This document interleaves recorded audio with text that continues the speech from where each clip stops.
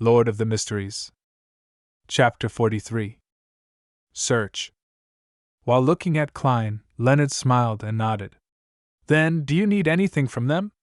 He had cooperated with old Neil and company numerous times, so he naturally knew that divination required a medium, especially when the person being divined was not present. Klein thought for a moment before saying to Klee, I need some of Elliot's recent clothes which have not been washed or starched.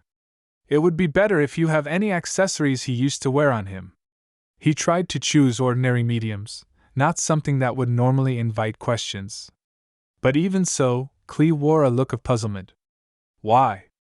After his question, he added, I have a picture of young Master Elliot on me. Why? Because we are divining his location. Klein was momentarily at a loss for an answer. If he answered truthfully, ignoring the fact that it violated the confidentiality clause, Klee would likely storm out immediately and rip apart the contract while cursing. This bunch of cheats. If that works, why don't I find the most famous spirit medium in Alwa County? By the side, Leonard Mitchell chuckled and said, Mr. Klee, my partner, colleague rears a unique pet. Its sense of smell is sharper than a hound's. That's why we need clothes that little Elliot wore and items he used to wear on him to aid us in finding him. As you know, clues typically bring you to a general region. As for the picture, we would need it too. Both of us need to know what little Elliot looks like. Klee accepted the reason by nodding slowly. Will you be waiting here, or will you be going with me to Mr. Vickroy's residence in the city? Let's go together. It saves time, replied Klein simply. Not only was he eager to try out his abilities as a beyonder, but he also wanted to save the child. All right, the carriage is downstairs. As Klee spoke, he took out a black and white photograph and handed it to Leonard. It was a picture of Elliot Vickroy alone. He was about 10 years old with rather long hair that nearly covered his eyes. There were obvious freckles on his face, and he did not seem to stand out. Leonard glanced at it and handed it to Klein. Klein took a careful look and placed the photograph into his pocket. Then, he took his cane and put on his hat. He followed the two out of Blackthorn's security company and boarded the carriage downstairs. The carriage's interior was rather spacious. It was lined with thick carpet and a tiny table to rest items on. As Klee was around, Klein and Leonard did not say a word. They quietly took in the experience of traversing the pooling roads in a carriage. The carriage driver is quite good.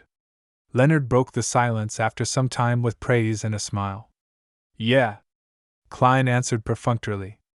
Klee forced a smile and said, Your compliments are his honor. We will be there soon. As they were afraid of alerting the kidnappers, the carriage did not stop at the Vickroy's residence. Instead, it stopped at the side of a nearby street. Klee held an umbrella and returned along. After waiting for some time, Leonard talked to Klein again. My surmise the last time was not without a goal.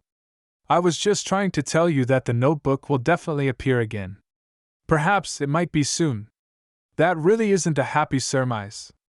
Klein used his chin to gesture towards the carriage driver outside, indicating that he did not wish to discuss sensitive topics with outsiders around. Leonard whistled and turned his head to look out the window. He saw raindrops streak across the glass, leaving behind blurry marks. It made the world outside a complete blur. After a while, Klee returned with a bag of items. Since he walked in a hurry, the edge of his trousers were soiled and his shirt front was slightly wet. These are the clothes young Master Elliot wore yesterday. This is the storm amulet he used to wear. Klein took it and glanced at it. He discovered it to be a miniature gentleman's formal suit, a small shirt, vest, bow tie, etc. And the storm amulet was made of bronze. It was carved with symbols representing gales and sea waves, but they did not trigger Klein's perception. I'll recount in detail the incidents leading up to young Master Elliot's kidnapping. Hopefully it will let you find him easier. Klee sat down and described the nightmare that happened in the morning, hoping that the helpers he went through great trouble to hire would be of help. Klein and Leonard held no interest in the specifics. All they cared about was the number of kidnappers, if anything unusual had happened, or if they had any weapons. 3 normal, armed with firearms. After obtaining the desired information, they bade Cleve farewell and hired a two-wheeled light carriage. Unlike public carriages, private hire carriages were either four-wheeled or two-wheeled. They were charged either by time or distance. The latter was at 4 pence a kilometre in the city and 8 pence a kilometre outside. The former cost 2 soldi per hour or part thereof. After the first hour, there were additional charges of 6 pence every 15 minutes. In inclement weather or if the customer needed to go faster, the fare could even be higher. Klein had heard from Isaac that in the capital, Backlund, these carriage drivers were famous for quoting outrageous prices. To him, taking a private carriage was quite a luxury.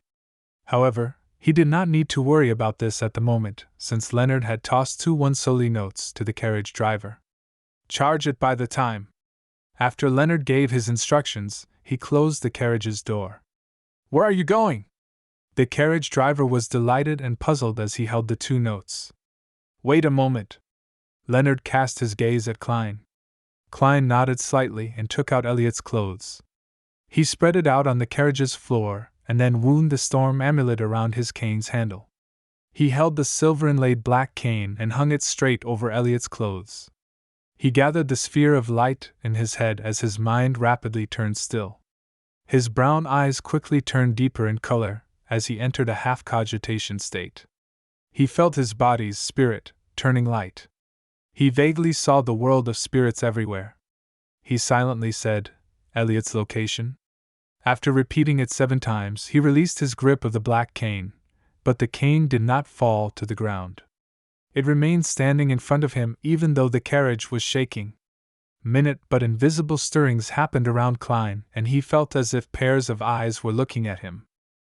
Over the past few days, Klein had felt this sensation occasionally when he was in the state of cogitation or spiritual vision. With a little fear, he looked at the cane with his deep black eyes. He recited once again in his heart, Elliot's location. Elliot's location. After he finished saying that, the cane fell and pointed straight ahead. Straight. Klein held the cane and said in a deep voice. His voice sounded a little ethereal, as though it could penetrate the unknown world. This was one of the divination abilities he had grasped. It was called dowsing rod seeking. The tool of choice had to be wooden, metallic, or a mixture of both. In ordinary circumstances, he would require 2 real dowsing rods. Dowsing rods were shaped like 2 straight metal wires tapered to an edge. He would hold on to the shorter side and turn it to ascertain the correct direction. But as a seer, Klein realized that through practice, he could search for people directly using this method. He could also use his cane as a replacement for dowsing rods. The direction in which the cane fell was the direction of the item he was seeking. As for the Antigonus family's notebook, Klein could not remember it at all. Without the slightest impression, there was no way for him to find it. Go straight. Leonard instructed the carriage driver loudly. We will tell you when there's a need to turn.